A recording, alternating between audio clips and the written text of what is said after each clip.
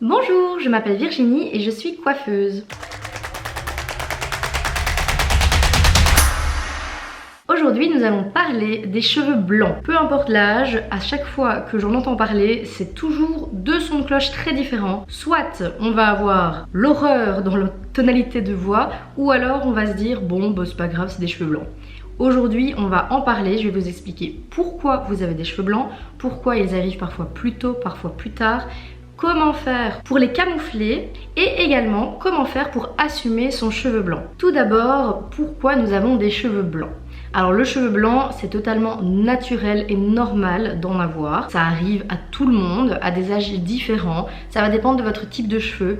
Généralement pour les cheveux de type caucasien, un petit peu comme les miens, c'est plus ou moins vers les 35 ans. Pour les cheveux de type asiatique, on est plus dans la quarantaine. Et pour le cheveu de type africain, on va les voir arriver généralement vers les 45 ans. Après ici, évidemment, ce sont des données globales. On va voir au cas par cas. Tout le monde est différent, chaque type de cheveux est différent.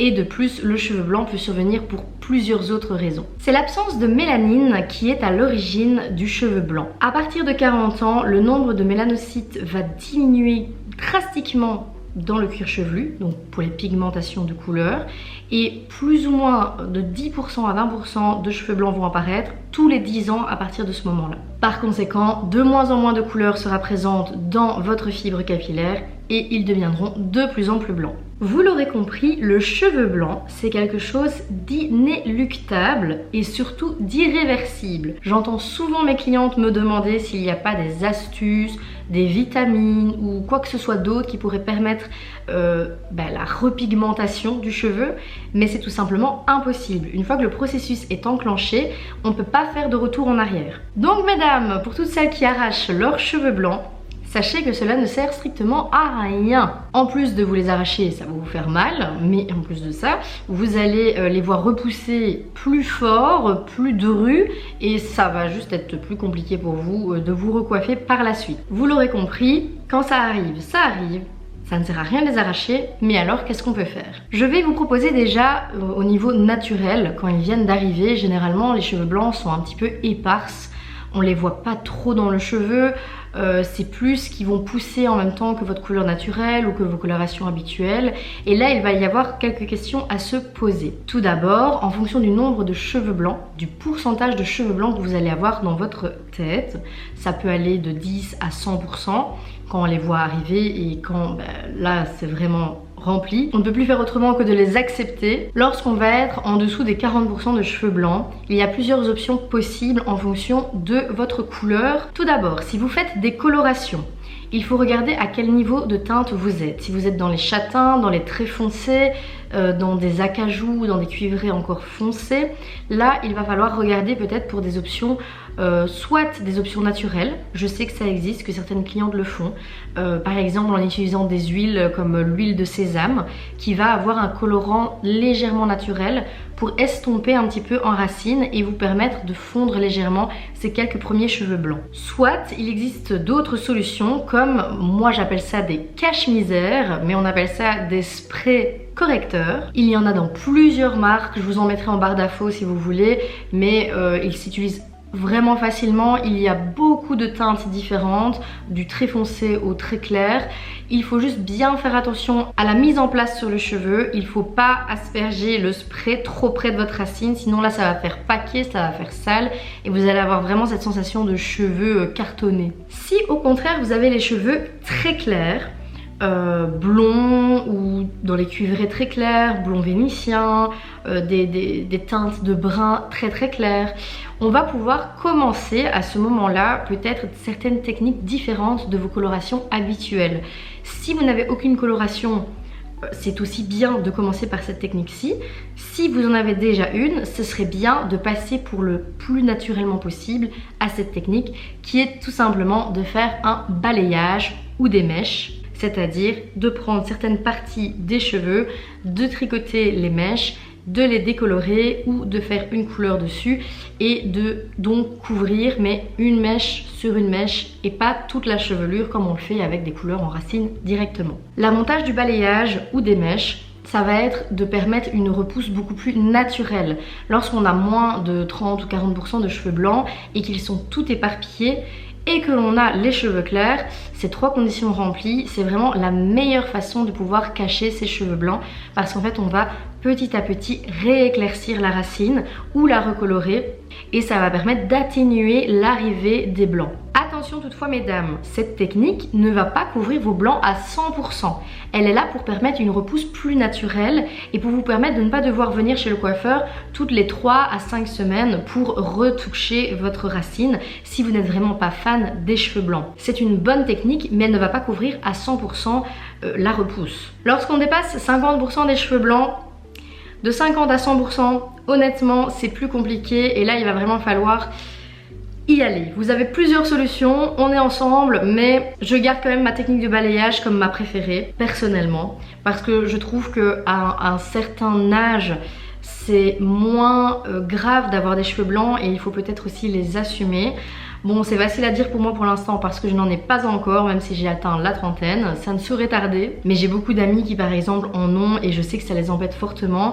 Je ne conseille pas directement de vous faire une couleur en racine parce que vous allez avoir ce besoin d'entretien régulier et cela évidemment va dépendre de vos agendas, mais généralement dans la trentaine on est encore bien chargé et on n'a pas forcément le temps de revenir à chaque fois pour refaire sa petite racine. Donc le balayage pour moi est idéal. Oui, ça prend plus de temps en salon, mais après vous êtes tranquille, 4 à 6 mois, peut-être faire un coulage entre temps, mais au moins vous avez plus de liberté d'esprit et ça a une repousse totalement naturelle. A contrario, si vraiment la vue des cheveux blancs vous insupporte, surtout quand on dépasse les 50%, ils deviennent de plus en plus visibles et moins éparpillés comme c'était le cas précédemment, là le balayage ne sera pas suffisant. Je vous l'ai déjà dit, il ne va pas couvrir vos cheveux à 100% et donc là on se retrouve avec une autre solution qui est donc la coloration. On peut démarrer avec des colorations ton sur ton si vous avez un cheveu naturel pour ne pas le gorger ou le rendre plus terne à force de couleur. Donc les colorations ton sur ton sont idéales pour une première couleur. Nos petits produits cache-misère reviennent également dans ces cas-ci. Là, que nous soyons du très foncé au très clair, comme le blanc domine dans votre repousse naturelle, le cache-misère peut s'utiliser assez souvent. Je vais quand même aborder un point important qui est le styling parce que très souvent lorsqu'on a les cheveux blancs on va devoir commencer à adopter de nouvelles coupes de cheveux ou de nouveaux types de coiffage. On n'y pense pas souvent, on va plutôt directement penser à la coloration, aux produits à mettre en racine ou alors est-ce que je reste blanche? Est-ce que je continue mes couleurs? Est-ce que je reviens au naturel? Qu'est-ce que je fais? C'est un changement de vie. Quand le cheveu blanc domine la racine naturelle, on se pose 1 milliard de questions. Et c'est pour ça que nous sommes là, mesdames. Ma solution, ou plus ou moins mes solutions, sont déjà en termes de coiffage. Le mieux, ce serait d'éviter la belle raie en plein milieu, une ligne toute droite.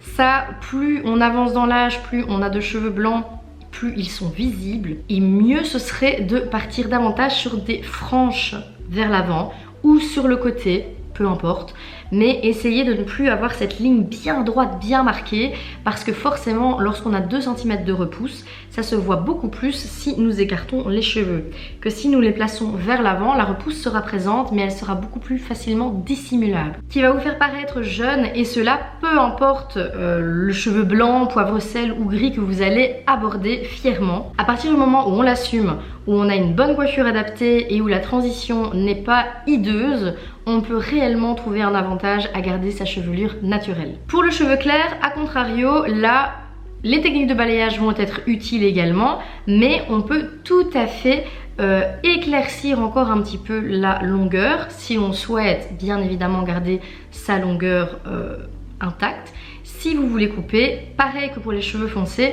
on peut miser sur ce petit carré intemporel légèrement dégradé et vous pouvez à ce moment-là vous permettre une repousse et une coupe beaucoup plus rapide, puisque à chaque fois que ça va pousser vous allez recouper et ça va vous permettre de ne pas avoir une transition sur plusieurs années. Lorsqu'on veut garder le cheveu long, c'est tout à fait possible, mais la transition va être beaucoup plus longue et il faudra bien faire attention à pas avoir un marquage, une ligne qui ne fait que descendre et se retrouver avec 8 cm de racines, des cheveux complètement noirs ou blonds en dessous.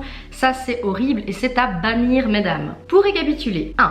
Si on désire laisser les cheveux blancs venir Et ça, peu importe le pourcentage de cheveux blancs, si on est éparse dans les premiers pourcentages ou si on a un total full blanc qui pousse dans les 90 à 100% de cheveux blancs. Là, le plus simple, c'est simplement de faire certaines techniques, comme des techniques de balayage sur les racines pour permettre à la repousse de se faire agréablement et sans marquage.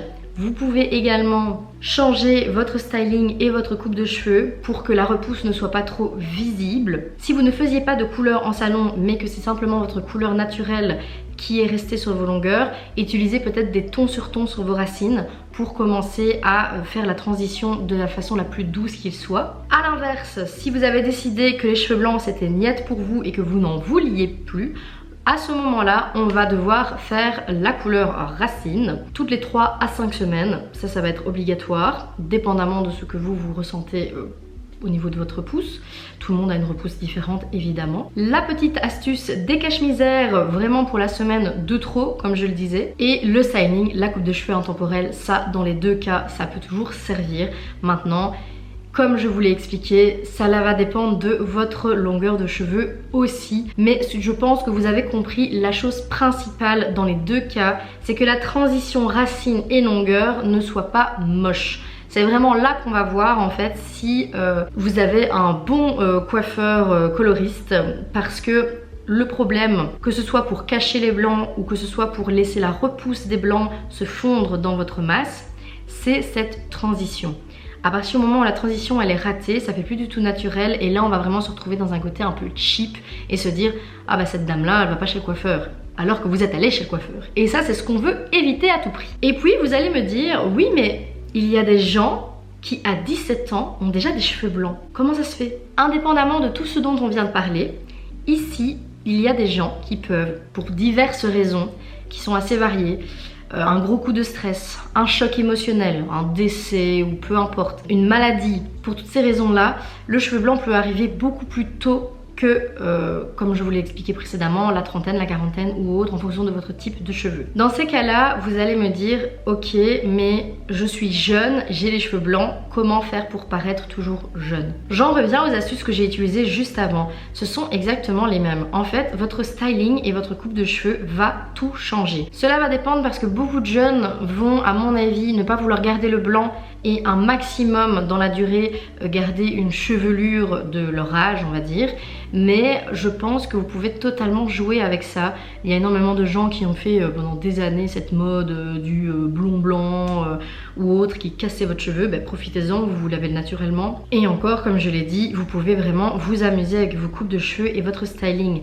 Il y a des coupes, je vous mettrai des photos si vous le souhaitez, qui font excessivement jeunes et qui se marient très bien, autant avec le blanc qu'avec le poivre et sel, parce que c'est vrai qu'on n'a pas beaucoup parlé du poivre et sel dans cette vidéo, mais tous les conseils et astuces que je vous ai donnés fonctionnent également avec les poivres et sel. Tout ça pour vous dire que âgé ou pas, cheveux blancs ou pas, éparses ou à 100%, il y a plusieurs solutions pour vos cheveux. Mais je pense que la plus importante, ça va être déjà d'accepter le fait que vos cheveux blancs arrivent.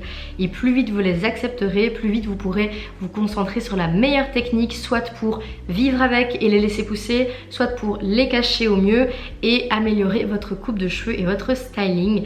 Comme je vous l'ai dit précédemment, à partir du moment où les cheveux blancs sont là et il y a plus de 50%, l'arrêt au milieu, on l'oublie. J'espère que cette vidéo vous a plu, j'espère ne pas avoir été trop redondante et trop compliquée dans mes propos. J'ai essayé ici de répondre un maximum aux questions que je retrouve le plus souvent quand je suis en salon ou tout simplement en discussion avec des amis et que la discussion cheveux blancs vient sur la table. Comme ce sont des questions qui reviennent assez souvent, je me suis dit que ça pourrait aussi vous intéresser et j'ai pas voulu surcharger cette vidéo avec beaucoup de choses très techniques. J'ai parlé un peu de la mélanine mais j'avais pas envie d'aller trop loin dedans et je sais que sur YouTube il y a énormément de vidéos qui vont vous expliquer le système de dépigmentation du cheveu. Ici on n'est pas dans des vidéos scientifiques, on est plutôt dans des vidéos conseils et explications. J'espère que ça vous a plu. Je vous dis à très bientôt pour la prochaine vidéo.